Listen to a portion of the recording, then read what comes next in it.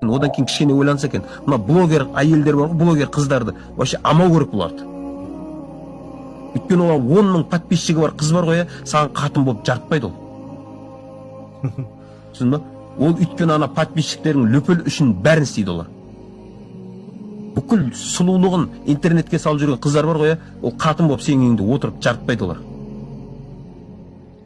Алмау керек олар. Бір дүние қызығып аласың ба, өмір бойы соның қызғанып өтесің онша. Осы орлар интернеттен анау видеоларын алып тастап та үлгере алмайды, кеткен ғой, тарап кеткен ғой уже. Мейлі хиджаб киіп алған болса да, сұлулығын көрсетіп тұр ма? Болды. Неге шығады ол? Кейбіреулері шығып жаңағы өзінше ақыл айтып жүргендер бар. Әйел адам интернетке шығып, жеке өзінің бір каналы болса ше, тек әйелдермен дәріс өтсе ол басқада, бүкіл Қазақстанға шығып, интернет желісіне шығып, ол әйелдерді, еркектерді көретін жерде, әйел адамына шығып алып, уағыз айтып, болмайды ондай нәрсе. Рұқсат жоқ.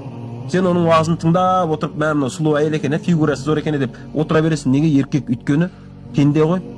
Сөйтсе біреу айтады, сен өйтіп ойлама дейді. Қалай ойламайсың? Мен импотент емеспін мен.